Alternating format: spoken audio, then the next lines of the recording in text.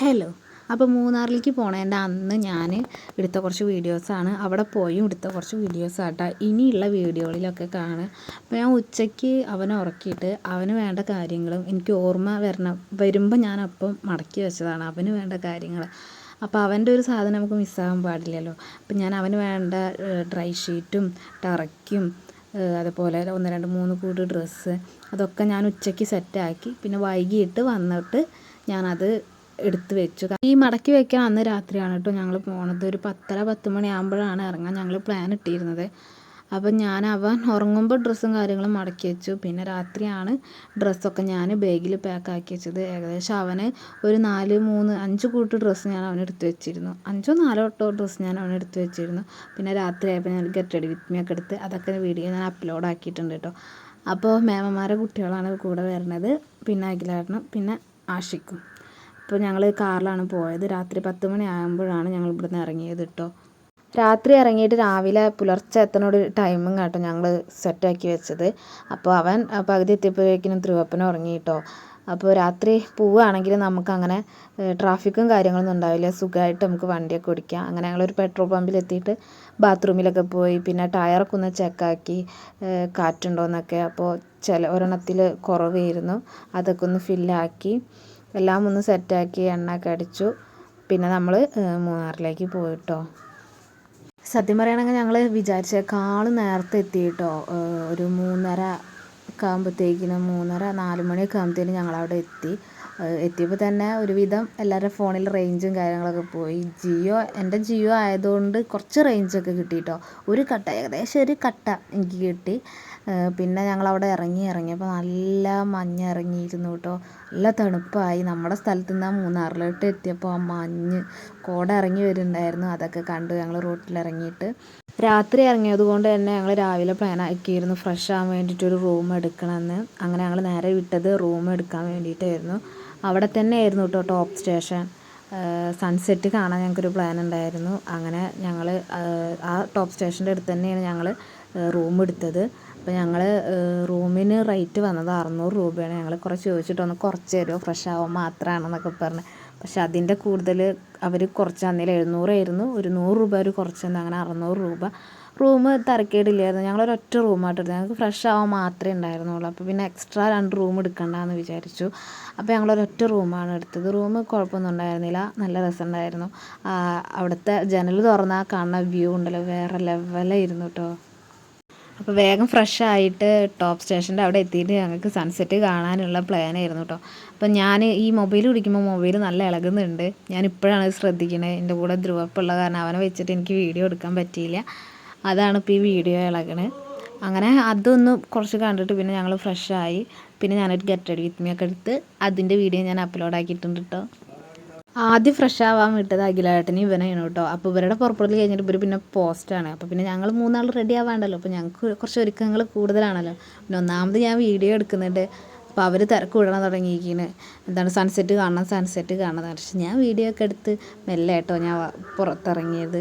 പക്ഷേ ഞങ്ങൾ ഏകദേശം നേരത്തെ എത്തിയിരിക്കണമല്ലോ. അന്നേരം ഞങ്ങളൊരു 6 മണി ഒക്കെ ആകുമ്പോഴത്തേക്കിനും ഞങ്ങൾ സൺസെറ്റ് 6 മണി 6:30 ഒക്കെ ആകുമ്പോഴത്തേക്കിനും ഞങ്ങൾ സൺസെറ്റ് കാണാൻ വന്നു. നല്ല കോടമഞ്ഞ് ഇറങ്ങിയിട്ടുണ്ടായിരുന്നു അവിടെ. എല്ലാവരും റെഡി ആവലും കഴിഞ്ഞപ്പോൾ പിന്നെ ഞങ്ങൾ മെല്ലെ റൂമിൽ നിന്ന് ഇറങ്ങി. പിന്നെ റൂമിൽ സാധനങ്ങളൊന്നും വെച്ചില്ല, വണ്ടിയിൽ തന്നെ വെച്ച്. പിന്നെ നമുക്ക് റൂമിൻ്റെ കാര്യമില്ല. അങ്ങനെ ഞങ്ങൾ ടോപ്പ് സ്റ്റേഷൻ്റെ അവിടേക്ക് ആയിരുന്നു. റൂമിൻ്റെ അടുത്ത് തന്നെയാണ് നമ്മുടെ ടോപ്പ് സ്റ്റേഷൻ വരുന്നത്. അന്നേരം വണ്ടിയിൽ സാധനങ്ങളൊക്കെ വെച്ച് ഞങ്ങൾ പോയി.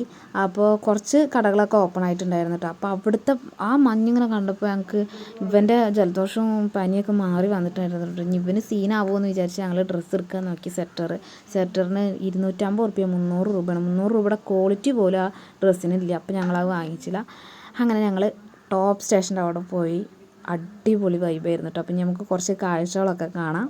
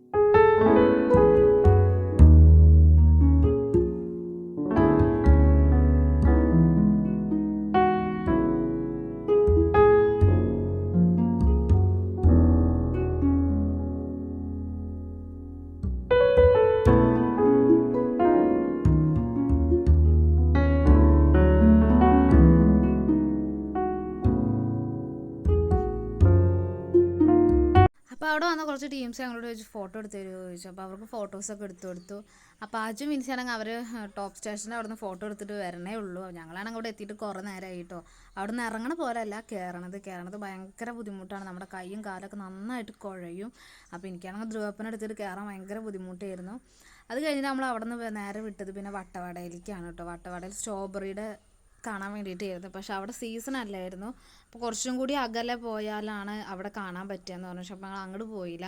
അപ്പോൾ ഞങ്ങൾ നേരെ വിട്ടത് അവിടെ നിന്ന് തന്നെ ചായ കുടിക്കുകയായിരുന്നു. അപ്പോൾ ഞങ്ങൾ ചായ കുടിച്ചിട്ടുണ്ടായിരുന്നില്ല. അപ്പോൾ ഇവിടെ നിന്നാണ് ഞങ്ങൾ ചായ കുടിച്ചത്. അപ്പോൾ അപ്പോഴാണെങ്കിൽ ഞങ്ങൾ അറിയണ മീൻസ് നമ്മുടെ നാട് പൊന്നാനി തവനൂർ ആ ഭാഗമൊക്കെ അറിയണ ആളുണ്ടായിരുന്നു കേട്ടോ. അപ്പോൾ അവരോടൊക്കെ ഇങ്ങനെ വർത്താനം പറഞ്ഞു. അപ്പോൾ ഞങ്ങൾ അവിടെ നിന്ന് കഴിച്ചത് പൊറാട്ടയും കഴിച്ചു, ചപ്പാത്തിയും കഴിച്ചു, പിന്നെ ഗ്രീൻ പീസ് കറിയും ആണ് ഞങ്ങൾ കഴിച്ചത് കേട്ടോ. നല്ല ഫുഡായിരുന്നു, നല്ല സോഫ്റ്റ് ഉണ്ടായിരുന്നു, അടിപൊളി ഫുഡായിരുന്നു കേട്ടോ. ചായ കുടിയൊക്കെ കഴിഞ്ഞിട്ട് ഞങ്ങൾ അവിടെ ഇറങ്ങിയിട്ട് ആ ഫ്രണ്ടിൽ കണ്ടതാട്ടോ ഇത്. അവിടെയാണ് സ്ട്രോബെറി കൃഷി ഉണ്ട് എന്ന് പറഞ്ഞത്. അപ്പോൾ അവിടെ ഉണ്ടാക്കുന്നതേ ഉള്ളൂ. പിന്നെ നല്ല സൂര്യകാന്തി ചെടിയൊക്കെ ഉണ്ടായിരുന്നു കേട്ടോ. നല്ലൊരു അറ്റ്മോസ്ഫിയർ ആയിരുന്നു കേട്ടോ അവിടെ. പിന്നെ ഞങ്ങൾ അവിടെ നിന്ന് നേരെ വിട്ടു ഇരവിക്കുളം. വഴിക്ക് നല്ല സ്പോട്ട് കാണുമ്പോൾ ഞങ്ങൾ അവിടെ നിർത്തുന്നുണ്ട് കേട്ടോ. അങ്ങനെ ഒരു സ്പോട്ട് കണ്ടതാണ് തേയിലത്തോട്ടം. അപ്പോൾ ഞങ്ങൾ വിചാരിച്ചു അവിടെ നിന്ന് കുറച്ച് ഫോട്ടോസും കാര്യങ്ങളൊക്കെ എടുക്കാമെന്ന്. പിന്നെ കുറച്ച് റീൽസ് കൊടുത്തു. അപ്പോൾ അവിടെ നിന്ന് എടുത്ത ഫോട്ടോസും കാര്യങ്ങളൊക്കെ ഞാൻ പാർട്ട് 2 ഇടുമ്പോൾ ആ ഫോട്ടോസൊക്കെ ഞാൻ ആഡ് ചെയ്യാം കേട്ടോ. നല്ല രസമായിരുന്നു ആ വ്യൂ ഒക്കെ കാണാൻ. അതിൻ്റെ ഇടയിൽ കൂടെ KSRTC കൂടിയും പോകുമ്പോൾ വേറെ ലെവൽ വൈബായിരുന്നു. ഒരു മഴയും കൂടിയും പെയ്ത് കഴിഞ്ഞാൽ അതിലേറെ വൈബായിരുന്നു കേട്ടോ. അവിടെ ഒരു ഷെഡ് പോലെ ഒരു സാധനം ഉണ്ടായിരുന്നു കേട്ടോ. എന്തോ കച്ചവടത്തിൻ്റെ എന്തോ ആണ്.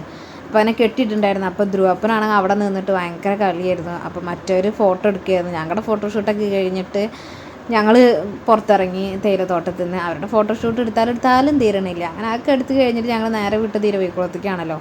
അന്നേരം മൂന്നാറിലെത്തിയപ്പോൾ ഭയങ്കര ബ്ലോക്ക് ആയിരുന്നു. രാവിലെ വരുമ്പോൾ കണ്ട സ്ഥലം ഇപ്പോൾ കണ്ട സ്ഥലം രണ്ടായ പോലെ എനിക്ക് തോന്നി. കാരണം അത്ര ബ്ലോക്ക് എന്ന് പറഞ്ഞാൽ ഒരു കാല് കുത്താനുള്ള ഒരു സ്ഥലം പോലും അവിടെ ഉണ്ടായിരുന്നില്ല കേട്ടോ. വീഡിയോ എടുക്കുമ്പോഴാട്ടോ വണ്ടി മറിഞ്ഞത് കണ്ട് നോക്കുമ്പോൾ അത് കോഴിമുട്ടായിരുന്നു. എങ്ങനെയാണ് അവ മറിഞ്ഞത്? അപ്പോൾ പാർട്ട് 2 കാണാം കേട്ടോ അടുത്ത വീഡിയോ ആയിട്ട്. ചാനൽ ഇഷ്ടമായി ലൈക്ക് ചെയ്യുക, ഷെയർ ചെയ്യുക, കമൻറ്റ് ചെയ്യുക, സബ്സ്ക്രൈബ് ചെയ്യുക. അപ്പോൾ ഓക്കെ, ബൈ.